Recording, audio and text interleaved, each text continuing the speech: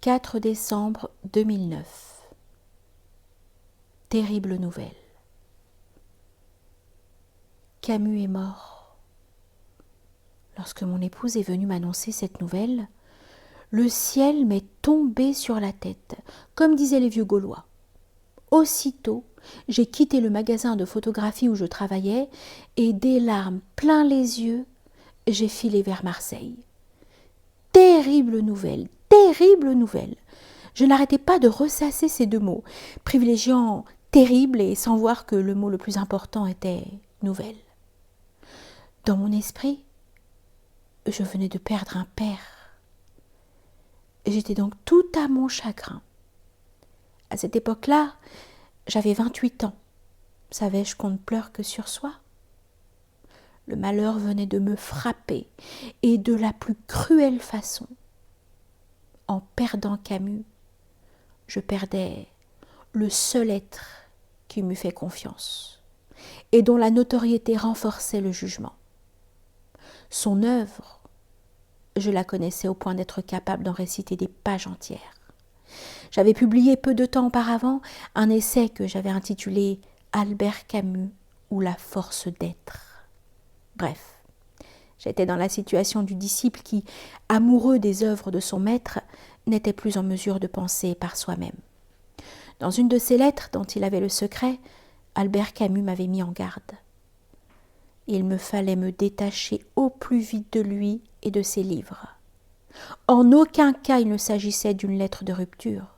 C'est ainsi, hélas, que je le pris, tant je portais à cet homme un amour un peu fou, en tout cas un amour chargé de tout le désamour que j'avais essuyé au long de mon enfance et de mon adolescence. J'en demande pardon aux hommes qui se sont occupés de moi. Mon père d'abord, puis André Liron, mon premier beau-père, et enfin Paul Bertrand, mon second beau-père. Tous aimants, tous excellents. L'excès de père m'a déterminé à en choisir un selon mes propres vœux. Ce fut Albert Camus, au terme d'une nuit mémorable, faite de neige, de froid et de folie, que je ne manquerai pas de raconter.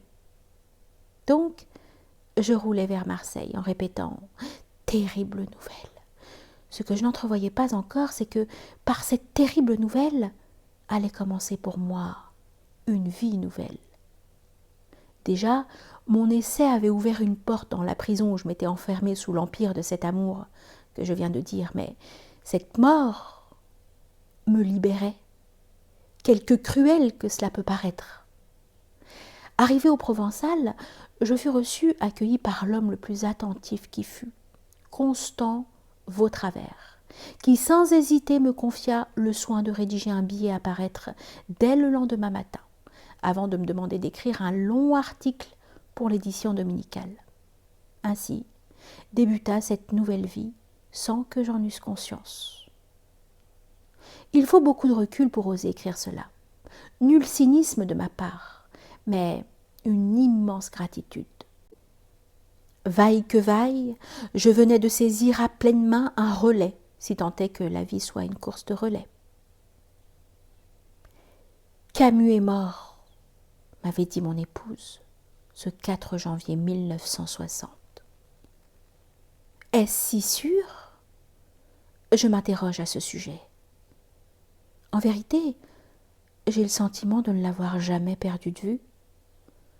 Si j'écris aujourd'hui sur lui, c'est que l'actualité m'y pousse. N'a-t-on pas évoqué son transfert possible au Panthéon ? Ne se prépare-t-on pas à commémorer le 50e de sa mort ?